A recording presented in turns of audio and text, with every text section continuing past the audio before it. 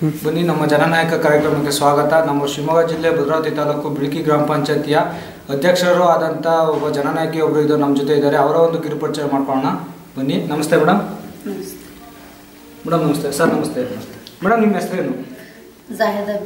ಜಾಹಿದ್ ಅಬಿ ಅಂತ. ಸರ್ ನಿಮ್ಮ ಹೆಸರು? ಮೊಹಮ್ಮದ್ ರಫೀಕ್ ಅಂತ. ಮೇಡಮ್ ನೀವು ಯಾವ ಒಂದು ಗ್ರಾಮ ಪಂಚಾಯತಿನಲ್ಲಿ ಗೆದ್ದು ಒಂದು ಅಧ್ಯಕ್ಷ ಸ್ಥಾನದಲ್ಲಿದ್ದೀರಾ? ಯಾವ ಗ್ರಾಮ ಪಂಚಾಯತಿ? ಬಿಳ್ಕಿ ಗ್ರಾಮ ಪಂಚಾಯತಿನಲ್ಲಿ ಗೆದ್ದು ಒಂದು ಅಧ್ಯಕ್ಷ ಸ್ಥಾನದಲ್ಲಿ ಇದ್ದೀರಾ. Okay madam. ಮೇಡಮ್ ರಾಜಕೀಯ ಇದು ಜೋರ ಮಾತಾಡಿ, ಆ ಕಡೆ ನೋಡ್ಕೊಂಡು. ಪಂಚಾಯತಿನಲ್ಲಿ ಗೆದ್ದು ಒಂದು ಅಧ್ಯಕ್ಷ ಸ್ಥಾನದಲ್ಲಿ ಇದ್ದೀರಾ. ಮೇಡಮ್ ಗ್ರಾಮ ಪಂಚಾಯತಿನಲ್ಲಿ ಸ್ಪರ್ಧಿಸೋದಕ್ಕೆ ವಿದ್ಯಾಭ್ಯಾಸದ ಒಂದು ಮಿತಿ ಇಲ್ಲ. ನಿಮ್ಮ ಪ್ರಕಾರ ಸ್ಪರ್ಧಿಸೋದಕ್ಕೆ ವಿದ್ಯಾಭ್ಯಾಸ ಬೇಕು ಅಂತೀರೋ ಅಥವಾ ಅನುಭವನೇ ಸಾಕು ಅಂತ ಹೇಳ್ತೀರೋ? ಅಲ್ಲ ಬೇಕು ಸರ್, ಎಲ್ಲರಿಗೂ ಜನಕ್ಕೆ ಉತ್ತರ ಕೊಡ್ಬೇಕಲ್ಲ. ಹಂಗಾಗ್ಬಿಟ್ಟು ಇವಾಗ ಒಂದ್ ಊರಿಗೆ ಒಂದ್ ಮಾಡಕ್ ಆಗಲ್ಲ. ಇವಾಗ 6 ಹಳ್ಳಿ ಇದಾವೆ, 6 ಹಳ್ಳಿಗೂ ತಿಳಿದೆ ಆಗೋಷ್ಟು ಮಟ್ಟಕ್ಕೆ ಮಾಡ್ಬೇಕು. ನಾವು MLA ಗಳಿಂದ ಫಂಡ್ ಬರ್ತವೆ, MLA ಗಳಿಂದ ಫಂಡ್ ಹಾಕಿಸ್ಕೊಂಡ್ಬರ್ಬೇಕು, ಅವ್ರಿಗೆ ಫಂಡ್ ಬರ್ತವೆ. ಅವ್ರ ಮನೆ ಬಾಗ್ಲು ನಾವು ಹೋಗ್ಬೇಕು. ನಾವು ಹೋಗಿ ನಮ್ಮೂರಿಗೆ ಅಂತ ಕೆಲಸ ಬೇಕು, ನಮ್ಮ ಪಂಚಾಯತಿಗಿಂತ ಕೆಲಸ ಬೇಕು, ಇಲ್ಲ ಗೌಡಧನ ಬಂದ್ರೆ ಕಳಿಸ್ರಿ, ಇಲ್ಲ ಅನುದಾನ ಬಂದ್ರೆ ಕಳಿಸ್ರಿ, ಇಲ್ಲ ಯಾವ್ದಾರ ನಿಮ್ಮ ಫಂಡ್ ಬಂದ್ರೆ ನಮ್ಮ ಪಂಚಾಯತಿಗೆ ದುಡ್ಡು ಯಾವ್ದಾರ ಕೆಲಸ ಮಾಡಕ್ ಬೇಕಂತ ಬಿಟ್ಟು ನಾವು ಕೇಳ್ಕೋಬೇಕು. ಆಮೇಲೆ ಕೆಲವು ಕಡೆ ಕಾಂಕ್ರೀಟ್ ರೋಡ್ ಆಗಿದಾವೆ. ನಮ್ಮ ಏನೇ ಒಂದು ವಿದ್ಯಾಭ್ಯಾಸ ಇದ್ರೆ ಗ್ರಾಮ ಪಂಚಾಯತಿನಲ್ಲಿ ಒಂದು ತಿಳುವಳಿಕೆಗೋಸ್ಕರ ಏನೇ ಒಂದು ಅನುದಾನ ಹಾಕ್ಸ್ಕೊಂಡ್ಬರ್ಲಿಕ್ಕೋಸ್ಕರ ವಿದ್ಯಾಭ್ಯಾಸ ಬೇಕು ಅಂತ ಹೇಳ್ತೀರಾ. ಓಕೆ ಮೇಡಮ್, ಇದಕ್ಕಿಂತ ಮುಂಚೆ ರಾಜಕೀಯದಲ್ಲಿ ನಿಮ್ಮ ಮನೆ ಫ್ಯಾಮಿಲಿಯಲ್ಲಿ ಯಾರಾದ್ರೂ ರಾಜಕೀಯದಲ್ಲಿ ಇದ್ರಾ? ಯಾರು ಇರ್ಲಿಲ್ಲ. ಮೇಡಮ್ ಇದಕ್ಕಿಂತ ಹಿಂದೆ ನಿಮ್ಮ ವೃತ್ತಿ ಏನಾಗಿತ್ತು? ರಾಜಕೀಯಕ್ಕಿಂತ ಬರೋಕ್ಕಿಂತ ಮುಂಚೆ ನಿಮ್ಮ ವೃತ್ತಿ ಏನಾಗಿತ್ತು ಸರ್? ನಮ್ದು ರಾಜಕೀಯ ಬರೋಕ್ಕಿಂತ ಮುಂಚೆ ಏನು ಪ್ರಪಂಚದಲ್ಲಿ ಏನಾಗ್ತಿದೆ ಏನೋ ಅಂತ ಏನೋ ತಿಳುವಳಿಕೆ ಬರ್ತಿದ್ದಿಲ್ಲ. ಇವಾಗ ರಾಜಕೀಯ ಇಳಿದಿದ್ಮೇಲೆ ಯಾವ್ಯಾವ ತರ ರಾಜಕೀಯದಲ್ಲಿ ಹೋದ್ರೆ ಯಾವ್ಯಾವ ತರ ಆಗ್ತಿದೆ, ಹೆಂಗೆ ಆಗ್ತಿದೆ, ಯಾರಿಗೆ ಕಷ್ಟ ಆಗ್ತಿದೆ, ಯಾರಿಗೆ ಸುಖ ಆಗ್ತಿದೆ ಅಂತ ಎಲ್ಲ ತಿಳ್ಕೊಬಹುದು. ಓಕೆ ಸರ್, ನಿಮ್ಮ ಒಂದು ರಾಜಕೀಯಕ್ಕೆ ಬರ್ಲಿಕ್ಕೆ ನಿಮಗೆ ಸ್ಫೂರ್ತಿ ಅಂದ್ರೆ ಗಾಡ್ ಫಾದರ್ ಅಂತ ಹೇಳ್ತಾರ, ಸ್ಫೂರ್ತಿ ಯಾರು ಮೇಡಮ್ ನಿಮಗೆ? ಯಾರು ಅಂತ ಹೇಳಕ್ ಇಷ್ಟಪಡ್ತೀರಾ? ಸ್ಫೂರ್ತಿ ಅಂದ್ರೆ ರಾಜಕೀಯಕ್ಕೆ ಬರ್ಲಿಕ್ಕೆ ಯಾರು ನಿಮಗೆ ಒಂದು ಸ್ಫೂರ್ತಿ ಕೊಟ್ಟಿತ್ತು? ಇವಾಗ ಊರ್ ಜನ ಸೇರಿಸಿ ಎಲ್ಲ ಸೇರಿಸಿ ಜನಗಳೇ ನಿಮಗೆ ಒಂದು ಬೆಂಬಲ ಕೊಟ್ಟು ಒಂದು ರಾಜಕೀಯ ಸೇವೆ ಮಾಡ್ಲಿ ಅಂತ ಹೇಳಿ ನಿಮಗೆ ಬೆಂಬಲ ಕೊಟ್ಟಿದ್ರು, ಬೆಂಬಲ ಕೊಟ್ಟೆ ಒಂದು ಆಯ್ಕೆ ಮಾಡಿದ್ದಾರೆ. ಓಕೆ ಮೇಡಮ್, ಮತ್ತೆ ನಿಮ್ಮ 2 ವರ್ಷ ಟರ್ಮ್ ಇದೆ ಅಲ್ವಾ? ಈಗ ಬಂದು ಆಗ್ಲೇ 2 ವರ್ಷ ಟರ್ಮ್ ಆಗಿದೆ. 2 ವರ್ಷ ಟರ್ಮ್ ಅಲ್ಲಿ ನಿಮ್ಮ ಎನರ್ಜಿ ಒಳಗಡೆ ನಿಮ್ಮ ಗ್ರಾಮದ ಅಭಿವೃದ್ಧಿಗೋಸ್ಕರ ಏನೆಲ್ಲ ಕೆಲಸ ಕಾರ್ಯಗಳನ್ನ ಮಾಡಿದೀರಾ ನೀವು? ನಾವು ಎನರ್ಜಿ ಕೆಲಸ ಮಾಡ್ತಿದೀವಿ. ಸುಮಾರು ಬಾಗ್ ಚರಂಡಿ ನಮ್ಮೂರಾಗಿಲ್ಲ, ಬೇರೆ ಕಡೆ ಮಾಡ್ತಿದೀವಿ. ಬೇರೆ ಹಳ್ಳಿ ಅದವಲ್ಲ, ಬಿಳ್ಕಿ, ತಾಂಡ, ಮಜ್ಗೇನಹಳ್ಳಿ, ಪದ್ಮೇನಹಳ್ಳಿ ಅಲ್ಲೆಲ್ಲ ಬಾಗ್ ಚರಂಡಿ ಮಾಡ್ತಿದ್ವಿ, ಕಾಂಕ್ರೀಟ್ ರೋಡ್ ಮಾಡಿಸ್ತೀವಿ. ಹೆಚ್ಚು ಕಡಿಮೆ ಅವಾಗೆಲ್ಲ ಸೇರಿದ್ರೆ 1.5 ಕೋಟಿ ರೂಪಾಯಿ ಖರ್ಚು ಮಾಡಿದ್ವಿ ಕಾಂಕ್ರೀಟ್ ರೋಡಿಗೆ. ಅವಾಗೆಲ್ಲ ಬಾಗ್ ಚರಂಡಿಗೆ, ಕಾಂಕ್ರೀಟ್ ರೋಡಿಗೆ, ಆ ನೀರಿನ ಸೌಲಭ್ಯಕ್ಕೆ, ಬೋರ್ ಹೊಡ್ಸೋಕ್ಕೆ, ಮೋಟ್ರ್ಗಳದ್ದು ಅವು ಇವು ಮಾಡಿದ್ವಿ. ಆಮೇಲೆ ನಮ್ಮ ಪಂಚಾಯತಿ ಆಫೀಸ್ ಸರಿ ಇಲ್ಲ ಅಂತ ಬಿಟ್ಟು ಒಂದು ಹೊಸ ಎನರ್ಜಿ ದುಡ್ಡಿನಾಗೆ ಒಂದು 10 ಲಕ್ಷದ ಒಂದು ಬಿಲ್ಡಿಂಗ್ ಮಾಡ್ತಾ ಇದೀವಿ. ಅದ್ರ ಮಾಡಿದ್ವಿ. ಇನ್ನು ಕೆಲಸ ಮುಗ್ದಿಲ್ಲ, ಅದು ಕೆಲಸ ಮಾಡ್ಕೊಂಡು ಮುಗಿಸ್ಬೇಕು ಎಲ್ಲ. ಇನ್ನು 2 ವರ್ಷ ಟರ್ಮ್ ಇದೆ ನಿಮ್ದು ಮುಗಿಲಿಕ್ಕೆ.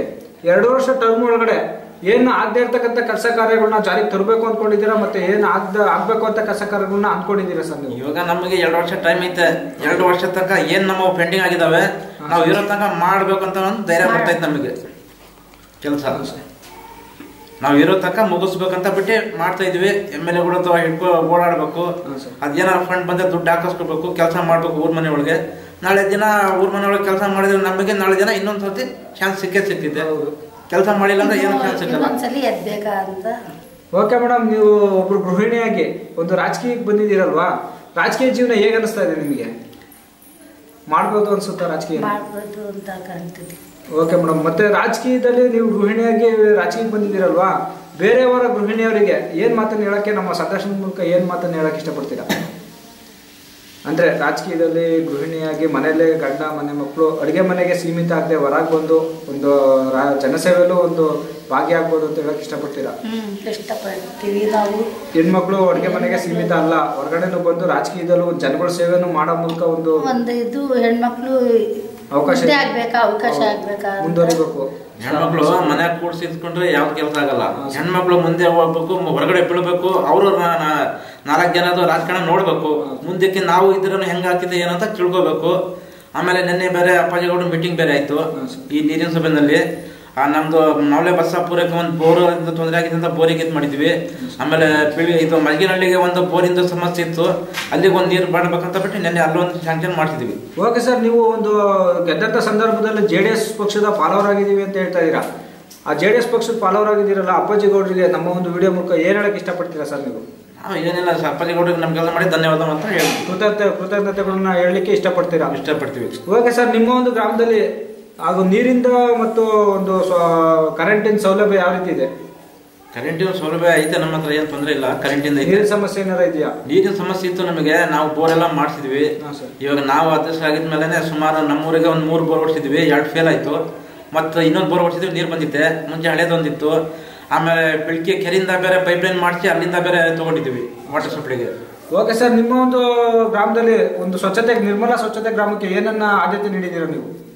ನಾವು ನೋಡಿ ಬಡವರಿಗೆ ಮನೆ ಕೊಡ್ಬೇಕಂತ ಮನೆ ಕೊಟ್ಟಿದ್ವಿ. ಆಮೇಲೆ ಶೌಚಾಲಯ ಮಾಡಿಸಿ ಅವ್ರಿಗೆ ಸ್ವಚ್ಛತೆ ಗ್ರಾಮಕ್ಕೆ ಕಸಗಳನ್ನೆಲ್ಲ ವಿಲೇವಾರಿ ಮಾಡತಕ್ಕಂಥದ್ದು ಮತ್ತೆ ಬಾತ್ರೂಮ್ಗಳನ್ನ ಅದೆಲ್ಲ ಮಾಡಿಕೊಟ್ಟಿದ್ವಿ. ಕೆಲವರು ದುಡ್ಡು ಕೊಡ್ಸಿದ್ವಿ, ಕೆಲವರು ನಮ್ಗಿಂತ ಮುಂಚೆ ಇದ್ದರು ದುಡ್ಡು ತಗೊಂಡಿದ್ದಾರೆ. ಕೆಲವರು ದುಡ್ಡು ತಗೊಂಡು ಏನ್ ಮಾಡಿದ್ದಾರೆ, ಸದಸ್ಯರುಗಳು ತಿನ್ಕೊಂಡ್ಬಿಟ್ಟಿದ್ದಾರೆ, ಅವ್ರಿಗೆ ಬಡವರು ಕೊಟ್ಟಿಲ್ಲ. ಹಂಗಾಗಿ ಅವ್ರಿಗೆ ಅನ್ಯಾಯ ಆಗಿದೆ ಹೋದ್ಸತಿ. ಓಕೆ ಮೇಡಮ್, ನಿಮ್ಮ ಒಂದು ಗ್ರಾಮದಲ್ಲಿ ಶಿಕ್ಷಣಕ್ಕೆ ಯಾವ ರೀತಿ ಒಂದು ಆದ್ಯತೆನ ನೀಡ್ತಾ ಇದ್ದೀರಾ ನೀವು? ಶಿಕ್ಷಣಕ್ಕೆ ಅಂದ್ರೆ ಸ್ಕೂಲಿಗೆ ಹೋಗೋದು, ಪಾಠ ಸರಿಯಾಗಿ ರೀತಿಯಲ್ಲಿ ಮಾಡ್ತಾವ್ರೋ ಇಲ್ವೋ? ನಾವು ಶಾಲೆಗೆ 2ಕ್ಕೂ 3ಕ್ಕೂ ಹೋಗ್ತಾ ಇದ್ವಿ. HM ಕೇಳ್ತಾ ಇದೀವಿ. ಆಮೇಲೆ HM ಕಮಿಟಿ ಅವರು ಇದ್ದಾರೆ, ಅವ್ರಿಗೂ ಕೇಳ್ತಾ ಇದೀವಿ. ಮಕ್ಕಳಿಗೆ ಬಿಸಿ ಊಟ ಆಗ್ಲಿ ಏನಾರ ಆಗ್ಲಿ ತೊಂದರೆ ಇಲ್ಲಂಗೆ ಅವ್ರಿಗೆ ಕಳಿಸ್ಬೇಕು. ಊಟಕ್ಕೆ ನೀರು ಪಾರು ಚೊಕ್ಕದಾಗಿರ್ತಿ, ದಿನಕ್ಕೆ ದಿನ ನೀರು ಕ್ಲೀನ್ ಮಾಡ್ಬೇಕು. ಟ್ಯಾಂಕ್ನಾಗೆ ಕ್ಲೀನ್ ಆಗಿ ಮಾಡಿ ಮಕ್ಕಳು ಮರಿಗೆ ಕ್ಲೀನ್ ಆಗಿ ಬಿಸಿ ಊಟ ನೋಡ್ಕೋಬೇಕು. ಡೆಂಗಿ ಜ್ವರಗಳೆಲ್ಲ ಬರ್ತಾ ಇದೆ, ಅವೆಲ್ಲ ನೋಡ್ಕೋಬೇಕು. ಸ್ವಚ್ಛತೆ ಬಗ್ಗೆ ಕ್ರಮಗಳನ್ನೆಲ್ಲ ವಹಿಸ್ತಾ ಏನು ರಜಾ ಆಗ್ತದೆ ಅಂತ ನೋಡಿ ಬರ್ತೀವಿ. ಎಲ್ಲ ಪರಿಶೀಲನೆ ಮಾಡ್ತೀವಿ. ಓಕೆ ಮೇಡಮ್, ನೀವೊಂದು ಈ ಸ್ಥಾನಕ್ಕೆ ಬರೋದಕ್ಕೆ ನಿಮ್ಮ ಊರಿನ ಮತ ನೀಡಿದಂತ ಮತದಾರ ಕಾರಣ ಅಲ್ವಾ? ಆ ಒಂದು ಮತದಾರರ ಜೊತೆ ನಿಮ್ಮ ಒಂದು ಮತ್ತು ಮತದಾರರ ನಡುವಿನ ಬಾಂಧವ್ಯ ಯಾವ ರೀತಿ ಇದೆ ಸರ್? ಏನಿಲ್ಲ, ಎಲ್ಲ ಬಹಳ ಸಂತೋಷ ಆಗಿದ್ದೀವಿ ನಾವು. ಚೆನ್ನಾಗಿದ್ದೀರಾ? ಅವ್ರೇನೇ ಒಂದು ಕುಂದುಕೊರತೆಗಳಿರಲಿ, ಎಲ್ಲೇ ಒಂದು ಸಮಸ್ಯೆ ಗ್ರಾಮದಲ್ಲಿ ಏನೇ ಒಂದು ಸಮಸ್ಯೆ ಇರಲಿ, ಅಲ್ಲಿಗೆ ಹೋಗಿ ನೀವೇ ಪರಿಶೀಲಿಸಿ ಒಂದು ಸಮಸ್ಯೆನ ಬಗೆಹರಿಸಿ ನಾವು ಊರ್ ಮನೆ ಒಳಗೆ ಮಾಡ್ತೀವಿ. ಅದಕ್ಕೂ ತೀರಾ ಇದ್ ಮಾಡಿಲ್ಲ ಅಂದ್ರೆ ಅವ್ರವ್ರ ಪಾಡಿಗೆ ಇದ್ ಮಾಡ್ಕೊಂಡು ಸ್ಟೇಷನ್ ತನಕ ಹೋಗ್ತಾರೆ. ಮತ್ತೆ ಈಗ ನಾವೇ ಹೋಗಿ ಸ್ಟೇಷನ್ ಹೋಗಿ ಸಬ್ ಇನ್ಸ್ಪೆಕ್ಟರ್ಗೆ ಹೇಳಿ ಸಮಾಧಾನ ಮಾಡ್ಕೊಂಡು ಬಿಡಿಸ್ಕೊಂಡ್ಬರೋದೆಲ್ಲ ಒಂದು ಕಾರ್ಯಗಳನ್ನೆಲ್ಲ ಮಾಡ್ಬೇಕು. ಏನೇ ಒಂದು ಸಮಸ್ಯೆ ಜನಗಳದ್ದು ಸಮಸ್ಯೆ ಇದ್ರು ಅಲ್ಲಿಗೆ ಹೋಗಿ ಕರ್ತವ್ಯ ಇದೆ, ಅದು ಮಾಡ್ಲೇಬೇಕು. ಓಕೆ ಸರ್, ನಿಮಗೆ ನೆಕ್ಸ್ಟ್ TPಗೋ ZPಗೋ ಅವಕಾಶ ಸಿಕ್ಕಿದ್ರೆ ರಾಜಕೀಯದಲ್ಲಿ ಮುಂದರಿಲಿಕ್ಕೆ ಇಷ್ಟಪಡ್ತೀರಾ? ಇಷ್ಟಪಡ್ತೀವಿ ಸರ್. ZPಗೆ ಹಾಕೋಣ ಈ ಸತಿನೇ ಮಾಡೋಂತ ಮಾಡಿದ್ವಿ ನಾವು. ಅದು ಏನೋ ನಮ್ಮ ನಂಜನಗೌಡರು ನಮ್ಮ ಫ್ರೆಂಡೇ ಆಗ್ಬೇಕು. ಅವ್ರು ಏನೋ ಇದು ಮಾಡಿದಂತ ನಾವು ಬಾಯಿ ಹಾಕಕ್ ಹೋಗಿರಲಿಲ್ಲ. ಇಲ್ಲದ್ರೆ ನಾವು ಮಾಡ್ಬೇಕು, ZPಗೆ ಹಾಕ್ಬೇಕಂತ ಮಾಡಿದ್ವಿ. ನಮ್ಮ ಫ್ರೆಂಡ್ ಎಲ್ಲ ಹಿಂದೆ ಹಾಕಂತ ಬಿಟ್ಟು ನಾವು ಹಿಂದೆ ಗೆದ್ದಿದ್ವಿ ಅಷ್ಟೇ ಸರ್. ಓಕೆ ಸರ್, ನೀವೊಂದು ಸ್ಥಾನಕ್ಕೆ ಬರೋಕ್ಕೆ ನೀವು ನಿಮ್ಮೂರಿನ ಮತ ನೀಡಿದಂಥ ಮತದಾರ ಕಾರಣ ಅಲ್ವಾ? ಆ ಒಂದು ಮತದಾರರಿಗೆ ನಮ್ಮ ವಾಹಿನಿ ಮೂಲಕ ಏನು ಹೇಳಕ್ಕೆ ಇಷ್ಟಪಡ್ತೀರಾ? ಏನು ಇಲ್ಲ, ನೀವು ಇದು ಮಾಡಿದ್ದಕ್ಕೆ ನಾವು ಸಂತೋಷ ಬಿಟ್ಟು ಹೇಳೋಕೆ ಅವರಿಗೆ ನಿಮ್ಮ ಒಂದು ಓಟ್ ಹಾಕಿ ಗೆಲ್ಲಿಸಿದಂಥ ಒಂದು ಜನತೆಗೆ ಕೃತಜ್ಞತೆಗಳನ್ನ ಹೇಳಕ್ಕೆ ಇಷ್ಟಪಡ್ತೀವಿ. ಓಕೆ ಮೇಡಮ್, ಓಕೆ ಸರ್, ನಿಮ್ಮ ಒಂದು ರಾಜಕೀಯ ಜೀವನ ಹೀಗೆ ಇರಲಿ, ಮತ್ತೆ ಒಂದು ಉಜ್ವಲ ಭವಿಷ್ಯ ಸಿಗಲಿ ನಿಮಗೆ. ಮತ್ತೆ ಹೆಚ್ಚಿನ ಜನಸೇವೆಯಲ್ಲಿ ನೀವು ಭಾಗಿಯಾಗಿ ಒಂದು ಜನಸೇವೆಯಿಂದ TPಗೋ ZPಗೋ ಒಂದು ಅವಕಾಶ ಕಲ್ಪಿಸಿ ಬರಲಿ ಅಂತ ಹೇಳ್ತಾ ನಮ್ಮ ವಾಹಿನಿಯೊಂದಿಗೆ ಇಷ್ಟೊತ್ತು ಸಹಕರಿಸಿದ್ದಕ್ಕೆ ನಿಮ್ಗೆ ತುಂಬಾ ಧನ್ಯವಾದಗಳು ಮೇಡಮ್. ಇವಾಗ ನಮ್ಮ 6 ಹಳ್ಳಿ ಇದಾವೆ. ಇವಾಗ 6 ಹಳ್ಳಿಗೆ ಹೋಗ್ಬಿಟ್ಟು ನಾವು ಏನು ಆಗ್ತೈತಿ, ಯಾವ ಊರ್ನಾಗ ಏನು ಕಷ್ಟ ಆಗ್ತದೆ, ಮನೆ ಇಲ್ಲ, ಯಾರು ನೀರಿಂದಿಲ್ಲ, ಯಾರು ಶೌಚಾಲಯ ತೊಂದರೆ ಆಯ್ತಾ, ನಾವು ನಮ್ಮ ಕರ್ತವ್ಯ ಅದು. 6 ಹಳ್ಳಿಗೆ ನಮ್ಮ ಜವಾಬ್ದಾರಿ ಐತೆ. ಅಧ್ಯಕ್ಷರಾಗಿದ್ಮೇಲೆ ಅದು ನಾವು ಹೋಗ್ಬೇಕು, ಕೇಳಬೇಕು. ಯಾರ ಮನೆಗೆ ಏನು ಕಷ್ಟ ಇದೆ, ಯಾರ ಮನೆ ಇಲ್ಲ, ಯಾರಿಗೆ ಶೌಚಾಲಯ ಇಲ್ಲ, ಯಾರ ಮನೆಗೆ ನೀರಿಗೆ ತೊಂದರೆ ಐತೆ, ಬೀದಿ ಒಳಗೆ ತೊಂದರೆ ಐತಾ, ಇಲ್ಲ ಮೋಟರ್ ಕೆಟ್ಟೋಗಿತ್ತಾ, ಅದೆಲ್ಲ ನಮ್ಮ ಜವಾಬ್ದಾರಿ. ಅದು ನಾವು ಸೇರ್ ಮಾಡಬೇಕು.